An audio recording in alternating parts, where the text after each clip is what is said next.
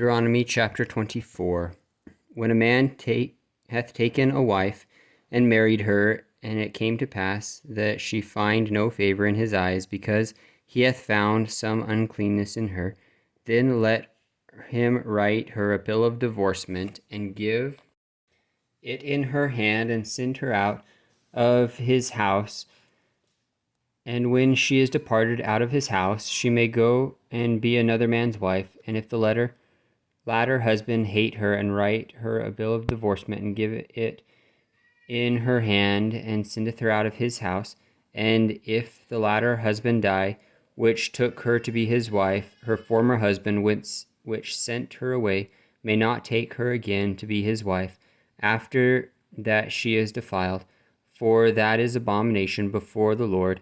And thou shalt not cause the land to sin, which the Lord thy God giveth thee for an inheritance. When a man hath taken a new wife, he shall not go out to war, neither shall he be charged with any business, but he shall be free at home 1 year, and shall cheer up his wife which he hath taken. No man shall take the nether or the upper millstone to pledge, for he taketh a man's life to pledge. If a man be found stealing any of his brethren of the children of Israel, and making merchandise of him, or selling him, then that thief shall die, and thou shalt be put away from among you. Take heed in the plague of leprosy, that thou observe diligently, and do according to all that the priests, the Levites, shall teach you, as I commanded you. So ye shall observe to do. Remember what the Lord thy God did unto Miriam by the way, after that ye came forth out of Egypt. When thou dost lend thy brother anything, thou shalt not go into thy house to fetch his pledge. Thou shalt stand abroad, and the man to whom thou dost lend shall bring out the pledge abroad unto thee. And if the man be poor, thou shalt not sleep with his pledge. In any case thou shalt deliver him the pledge again when the sun goeth down, that he may sleep in his own raiment, and bless thee.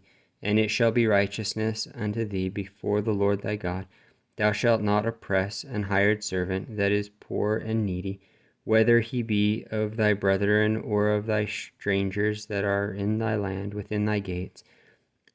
At his day thou shalt give him his hire, neither shall the sun go down upon it, for he is poor, and setteth his heart upon it, lest he cry against thee unto the Lord, and it be sin unto thee. The fathers shall not be put to death for the children, neither shall the children be put to death for the fathers. Every man shall be put to death for his own sin.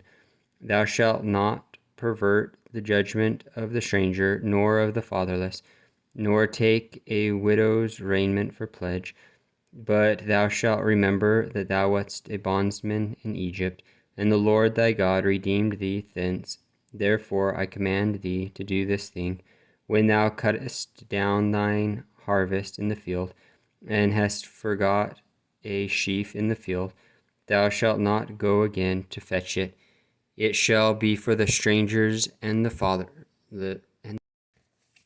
and for the widow, that the Lord thy God may bless thee in all the work of thine hands. When thou beatest thine olive tree, thou shalt not go over the boughs again.